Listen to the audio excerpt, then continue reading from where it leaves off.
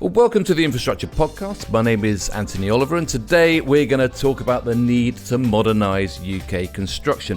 Now, I've been writing about this sector for close to 3 decades, and the subject has been a consistent and, I have to say, infuriatingly repetitive issue. So to start with, a bit of background to set the scene around these 3 decades of reports and initiatives that have flowed through the industry. Well, in 1994, the Latham review kicked things off and set out the need for collaboration and single teams to boost quality, reduce disputes and improve margins. This was quickly followed by the Egan review in 1998, which also highlighted the need to rethink construction with stronger client leadership and more collaboration. This led to the Movement for Innovation, the 2001 Strategic Forum for Construction and its 2002 report Accelerating Change, and perhaps led to the mandating of the use of BIM on public projects a decade later. Then we had the Waterhome Review urging in 2009 to never waste a good crisis, and that led to the establishment of the Construction Leadership Council in 2013 to oversee Construction 2025, a new industry strategy targeted with reducing costs and carbon, accelerating delivery and increasing exports. In 2016, we had the Farmer Review, aptly titled Reform or Die, which set out 10 recommendations for fundamental change. And in 2017, the Infrastructure and Projects Authority's Transforming Infrastructure Performance report again urged change through the use of off-site fabrication, digital technology and collaboration. Then, of course, the perilous state of the industry was laid bare in 2018 by the Hackett report into the 2017 Grenfell fire. This really underlined the systemic, ethical and professional failures which sat at the heart of the tragedy in West London. So, it's fair to say the industry lurches from crisis to crisis. So to discuss the challenges that lie ahead, my guest today is Mark Reynolds, co-chair of the Construction Leadership Council and, in his spare time, also group chairman and chief executive of global consultancy and construction firm Mace. Mark, welcome to the Infrastructure Podcast. Morning, Anthony, and how are you? I hope you're very well. Well, having gone through that litany of construction sector over the last 30 years, I'm quite exhausted. But, I was perhaps slightly negative in the way that I introduced that and described the state of the UK construction sector. I mean, how do you see it? Has the sector got better over the last 30 years? I think there are many positives. Actually, I'm slightly older than you, so I'm going to go back 40 years. It is an amazing sector. Look, you just think about what's happening just in our general lives, let alone the sector. I can remember a computer being given to me in 1982 and starting to use the 7-inch floppy disk. Then, mobile phones, emails, MMC. I think the biggest thing that has been a fundamental change for the better is around the safety, the quality of the logistics on site, the way we perform our work, workforce accommodation. When I joined the industry, if you wore a safety helmet, you were lucky. We were even given a safety helmet. Right, yeah. We have 5-point PPE, and it's going beyond that now. We talk about mental health. We talk about net zero carbon now in a passionate way that wasn't on the agenda at all. So I don't think we should underestimate how far we come and the platform we've created for the future. I look at things from other industries. You look at automotive. I think we did what automotive did in the 70s and 80s. We just did that in the 90s and 2000s. And right. We've really moved forward over the last 20 years particularly. And I think the next 10 years are really exciting. Okay, so I talked about all these different reviews, and we do keep, I suppose, turning over and trying to come up with new ways of introducing change. So but your view is since Latham, while we still have a lot to do, there has been a lot of advances. Yeah, there has. And look, let's just talk about the safety culture. Let's talk about a few things which have been big changes. There's no doubt that safety has led the industry to be much more collaborative. No one ever saw that as a competitive advantage. And the performance culture has really moved on within the behavioural safety programmes. A lot of them you probably don't remember when they were introduced, but I can certainly remember mid-2000s working with BAA at the time, Heathrow Airport now. where we introduced behavioural safety programs. They were lessons brought from other industries. I absolutely remember those. I was there at the time. The other thing is about the introduction of frameworks. Don't forget, again, BAA were one of the leaders in this area. Frameworks for the BAA Strive for 5 framework, it looked at performance, again, based on automotive Egan approaches. I was lucky enough to contribute to one of the chapters in the Egan report. And that was stand out for me about looking at productivity, lean. Lean has had a huge influence on my career. And whilst people don't talk about lean today, we do now talk about productivity. And that's the fundamental part of lean. The whole 5 key principles of lean are really important and they stand with me today. So do not underestimate 2 fundamental things: safety, culture and performance, and frameworks, how they've moved everyone forward around collaboration. And that's made a big difference. Well, you run one of the biggest and most successful businesses in the sector, and you've worked on some of the biggest, highest profile projects. I mean, you mentioned Heathrow Terminal 5, Broadgate, Ludgate, and of course the 2012 Olympics. I mean, what for you are still the biggest frustrations to you when it comes to delivery? Well, I don't think we do enough work about being clear about project or program objectives at the outset. Does the client really know what they want or what they can afford? Have the designers really interpreted the outcomes correctly? Has the QS priced how they're going to deliver the project, not just what's going to be built? If there's one big frustration I have, is QSs only price the what, they completely underestimate the how. And this is where, tier ones and the supply chain, do they really understand what is needed to deliver the project? Have they properly scheduled out what their requirements are? Do they understand how things are properly integrated? Have we shared those complexities with the designers? So I think there's the need at the beginning to do some proper workshopping about what we're trying to do as a team. If you get the team right, I relate things. If do I want to play like Watford, and I'm a Watford fan, or do I want to be Man City playing the ball where the ball needs to go in the future? I'm a real, that's where we want to be, is play the ball where we need it to be, not to the player. Right, okay. Well, we maybe talk a bit about your support for Watford a bit later on, but you've been part of the Construction Leadership Council since pretty much the start, and you've been co-chair for just over a year. I mean, some might say, goodness me, it's just another industry talking shop. I mean, what's the reality? You're super busy. Why does the CLC matter to you? So I wasn't there at the beginning, and I was, Andrew Walsdenham invited me in when I made a comment around skills, and for me that was really important around understanding what skills meant within the industry. I learnt a great deal just looking at what we needed from a skills perspective. What I've always tried to do since 2017, from when I got involved with the CLC, was try to build a system. And that system is so important, how we can work with government and how we can, as an industry, really support to create a network. I spent 5 years doing that. Yeah. So the key thing is, what has the CLC ever done? It created that coalition between government and industry to begin with. That was the first phase that David Higgins set up. The second phase, which you should not underestimate the work that Andrew led with getting the sector deal. That really drove innovation and put innovation and productivity on the roadmap. The whole work around the Construction Innovation Hub has been a fantastic piece of work, which we take for granted. The phase of Andy Mitchell's tenure was really been dominated by COVID and what we do next and how we brought the industry as an ecosystem together.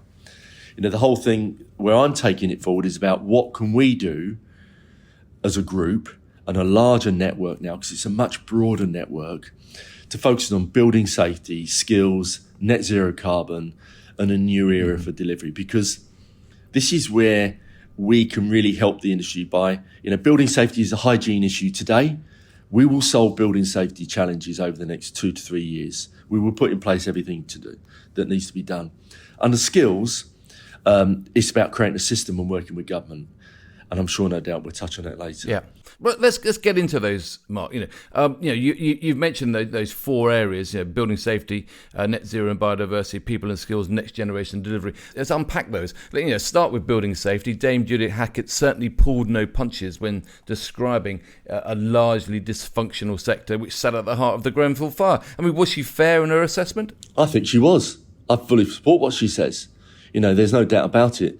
We have to provide safe homes and workplaces for people to live and work. There's no doubt about that. That's our role in the built environment. I think building safety has a far greater financial impact than COVID will ever have. We can come on about net zero carbon in a minute, but we have to address those issues and, with real focus, real energy. But this is the key area, and I'll say this several times during this podcast, is that this is about collaboration. Fundamentally, we need to change the culture. We need to reskill our workforce and improve the quality and importantly of the assure owners and occupiers the buildings are safe to occupy. Because I mean, certainly when you read the report, it paints the industry in such a light that you think, is that really an industry that should have any credibility? Should be attractive to bring people into. I mean, are we really doing enough going forward to make sure that we're not that kind of industry? Let's look at the majority of things that we provide. The homes that we live in today, the new homes that are being built, the facilities in those homes. They're outstanding, and the fact that we're thinking about how we, future homes hub and the future homes strategies that HBF are driving, they're doing some fantastic things in that area. Look at the offices that we provide today.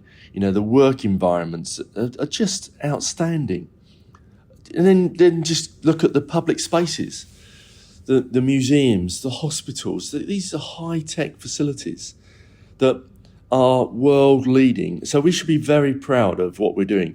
We just need to do it better and more efficiently. Right, and across the entire spectrum of what's being built as well. Yeah, you mentioned also net zero and biodiversity about it being another big challenge, and that kind of in many ways underpins an awful lot of the decisions that are being made. I mean, how are we getting on? Where are the challenges for the industry in really driving towards net zero? Well, again, I think the Construction Leadership Council, and being in a room with a group of 25 people who are all excited, and this is what the CLC does. We've been meeting every week actually we met daily during COVID. Then we went to twice a week, and now we're down to weekly. We still meet weekly as a council team. We looked at what we could do differently to really around the sixth carbon challenge, and that's how Construct Zero was born effectively by Hannah Vickers, and looking at the three fundamental areas around transport, buildings, and construction activities, and the pillars below those are really effective. If people just read that and followed that, we would make so much difference. And now we're not only just reporting against that every quarter, we've got those responses. We know where we're going, and if you don't measure it, you're not going to ever improve. And if people just get behind removing diesel off sites, that would make a massive difference.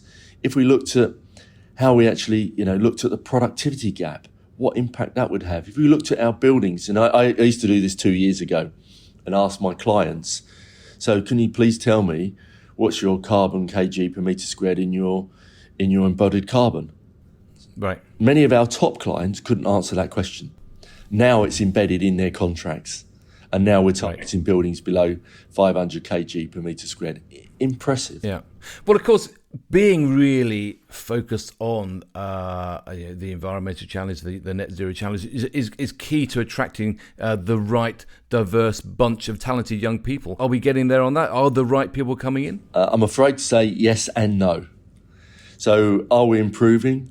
Absolutely, we're improving. We're making a big difference here. Are we improving fast enough? No. We are getting more women into the business. We are being more diverse in our ethnic backgrounds. But let's focus on what we can do rather than what's not happening. And we do need to build a better culture. There's no doubt about that. So sharing that information, the work we've done around mental health is just outstanding. I saw some work recently by NFB around neurodiversity. I mean, these things wouldn't be on the agenda 3 years ago. Right. Our focus is on providing workforce with the knowledge and skills and behaviours. We now talk about, knowledge, skills, behaviours and experience. We want to make sure that people have trained in D&I. We want to make sure they've got net zero training. We want to make sure they've got productivity training. These aren't on the curriculum today, but they will be in the future to make us more productive and efficient.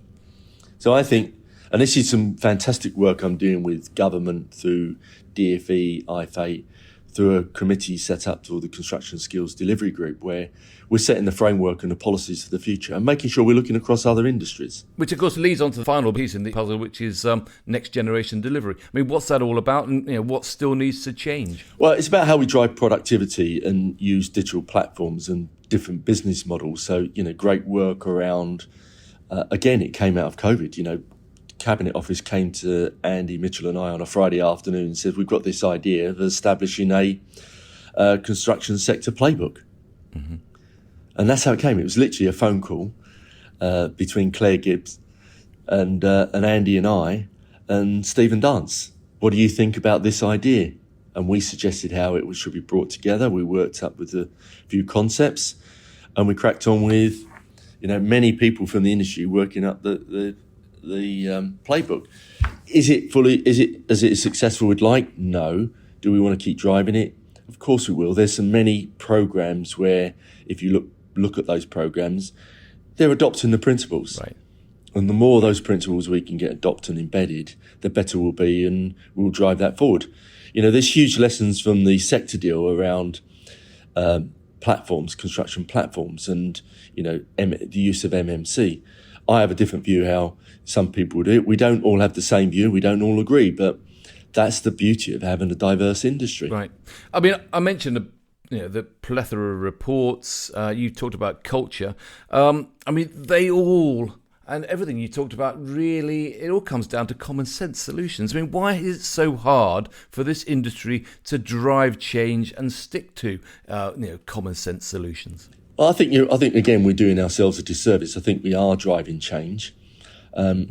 Just look at how we adopt. We shared information around during COVID around. We were capturing workforce data digitally and sharing that in an open way where the skills, competency, where people were travelling from to. We couldn't do that even 5 years ago, let alone immediately during COVID in a crisis.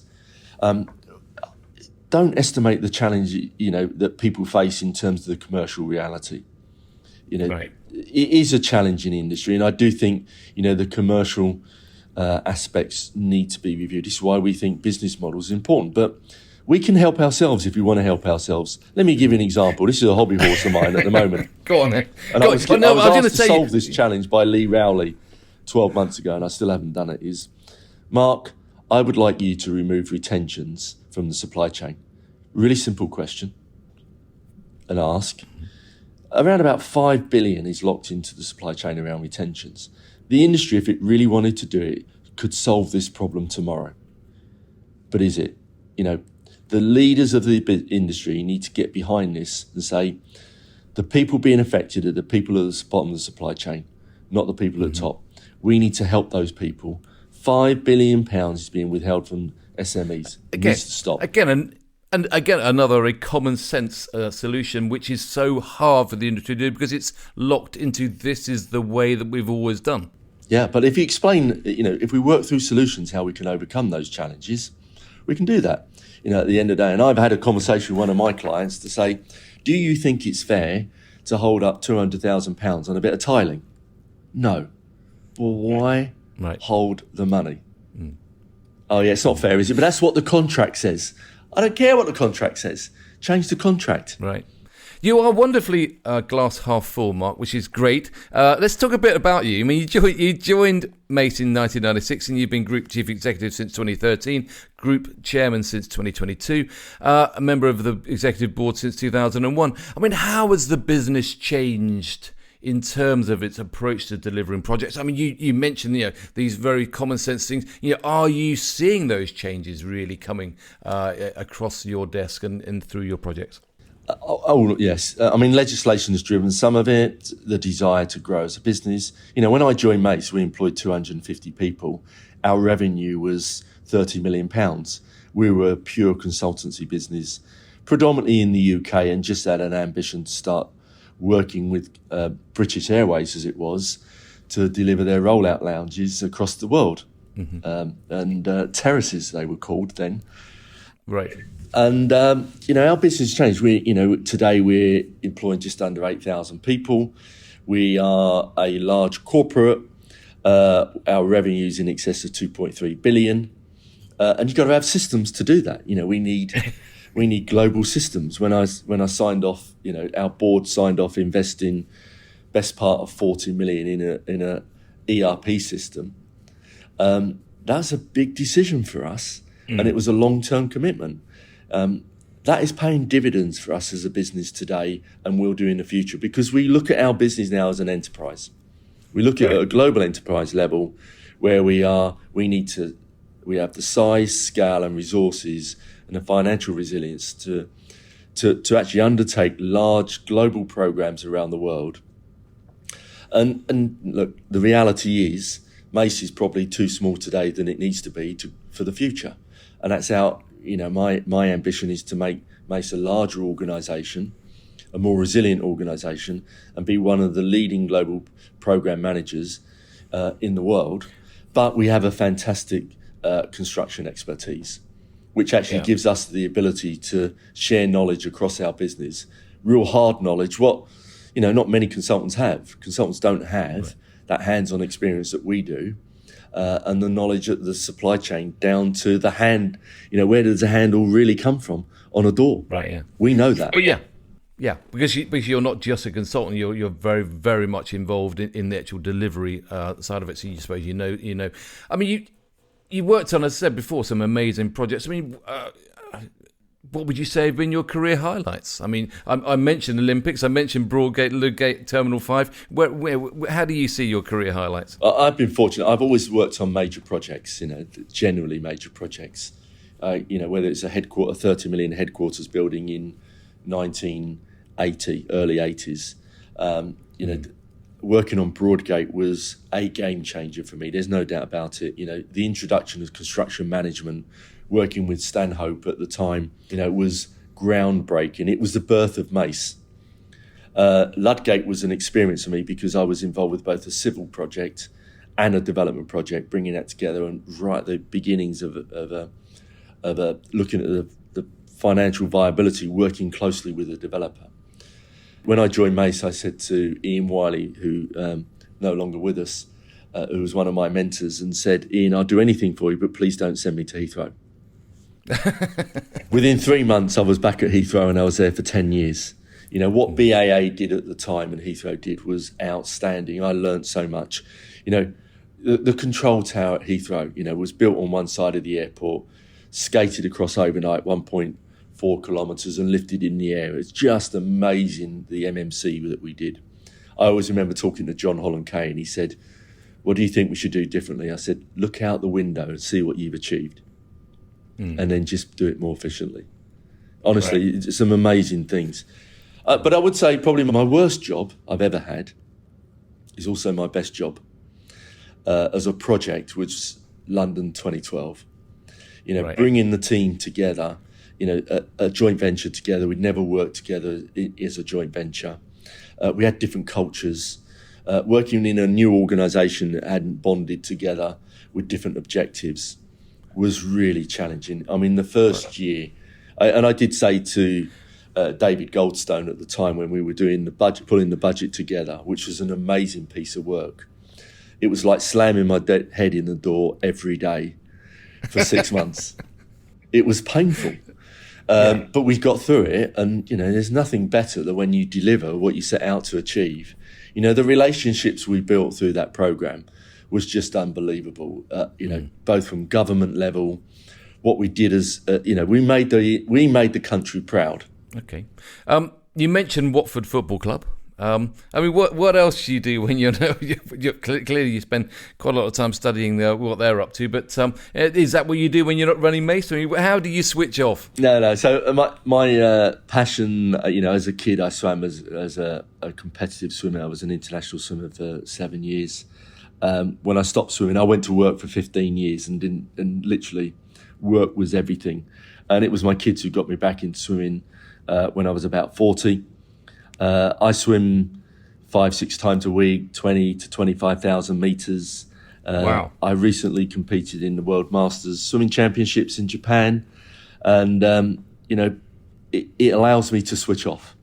And when I'm ploughing up and down the pool doing 4,500 metres in a session, 4,000 metres, people ask me, what do you think about? And I go, myself. I am in so much pain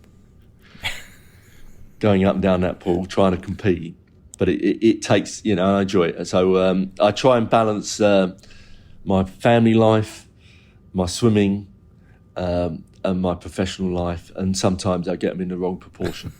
Very good. Okay, well, aren't you going to ask me how I got on in the Worlds? So, Mark, how did you get on the World Masters then? Did you win? I did actually, yeah. I'm in the 60 to 65 age group. And my events were a freestyle event, so I came first in the 100 and 200 metres front crawl. I came third on the 400, and I did a 200 individual medley and came third in that. So, it was good. Oh, congratulations. That sounds fantastic. My apologies. I should have asked you straight away. What's next then after you'd won the Worlds? Oh, I don't know. There is a competition in Doha in next year, but I'm not sure I can do that. So we'll see. Well, meanwhile, back to the construction challenges. I mean, I've highlighted a number of key changes the construction industry is now embracing. Off-site construction, modular construction. And we talked about it's very difficult to bring these ideas to the mainstream. I mean, Mace has been on the front foot when it comes to innovation. I mean, what have you learnt about success when it comes to embracing new ideas? Well, our success is born out of failure. We did a lot of work around what we thought was manufacturing in the late 90s and early 2000s. We invested in a business that when we couldn't afford to invest £3 million, we did, and we lost every penny. We decided to go down a manufacturing approach rather than, recognising that MMC is really about, design efficiencies, standardisation. And soon as you look at it from a start with manufacturing, if you cannot get utilisation right, you're going to write off millions. So you're going to lose money. And so the factory is not the place you want to be. We look at things is avoid the factory. The way I would describe it is we try to be the Apple of construction rather than, the LNG of construction. Okay. I'll leave it at that.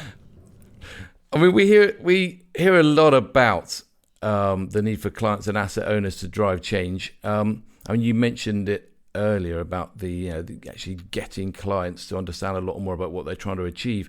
I mean, is the sector too often or too willing to abdicate responsibility for change? Yeah, I think I think you've hit on a point there about what can the industry do going forward.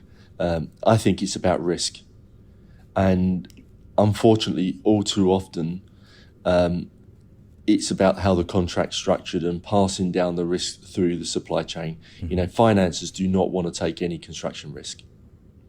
So what happens? You don't innovate.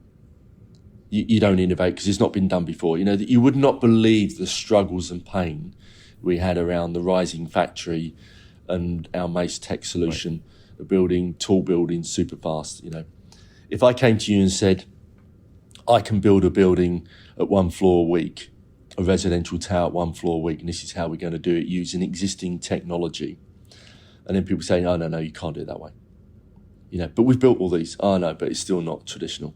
I mean, this whole thing around risk and transfer of risk and funding of those solutions is really the problem.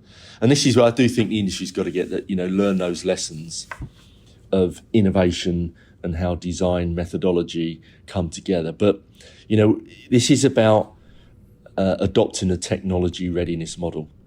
so that things truly work. And I think that's where the CLC and the work around the Construction Innovation Hub can really help us around the lessons learned. I would never use the phrase technology readiness model, but in our MACE innovation strategy, that is a core component of making sure that things are properly designed, properly tested, the product works before deployment, and it's fundable.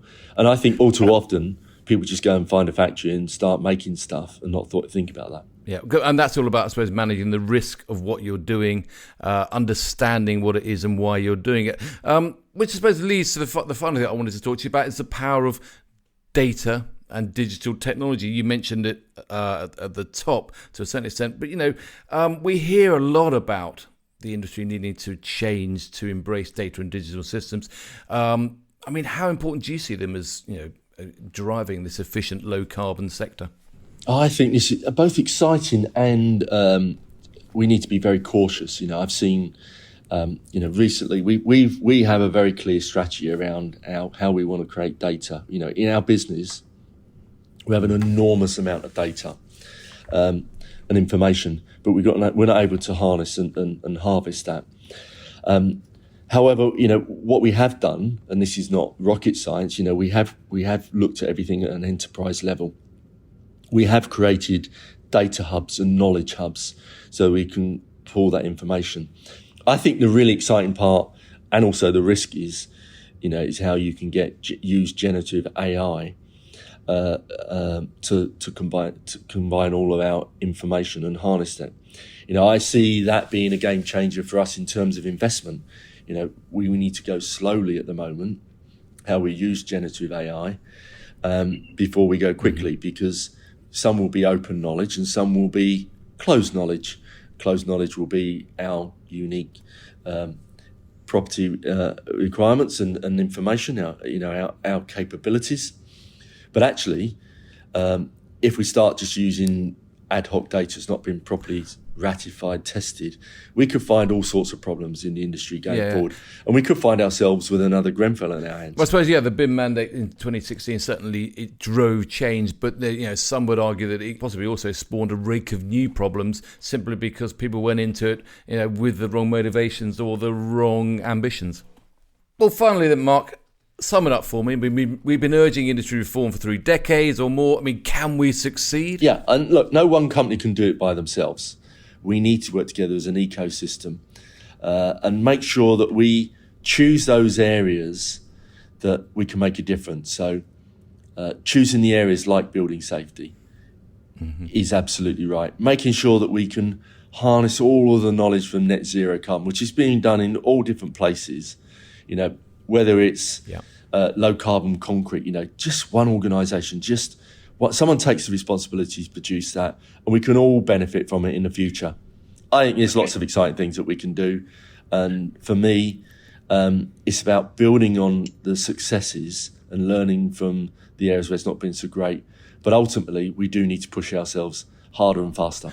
And the CLC should be at the centre of this. How can people get involved if they've not heard about the CLC or they've not really interacted with it? How do they get involved? Well, again, go back to what we did. We've created. We look at the CLC now as a network, and if you want to get involved, the best place to do is go to the website, register your interest, say what you're passionate about and what you want to help doing. Be prepared to share information. It's not about I want to sit on a committee. It's about sharing information. Show some leadership. That's what it is, the Leadership Council. We want people to show leadership to make a change. Mark, thank you. It is all about leadership, and there's no question that you are certainly driving forward as a leader, and a really interesting set of challenges. Certainly, thanks very much for sharing your thoughts and for joining me today. And of course, again, congratulations on your World Swimming Masters Championship. A fantastic achievement. Congratulations. Thank you very much. Great to speak to you. Thanks for joining me, Mark. That's all we've got time for today. But there'll be more from the Infrastructure Podcast in the pipeline, more guests to talk to as we continue to probe the big issues faced across the sector. If you haven't done so already, do check out the Infrastructure Podcast website. That's www.infrastructure-podcast.com, where you'll find background information and all the latest podcasts to listen to and share. And do subscribe, of course, to receive the new Infrastructure newsletter. So thanks for joining us. Thanks again to Mark, and I look forward to seeing you again very soon.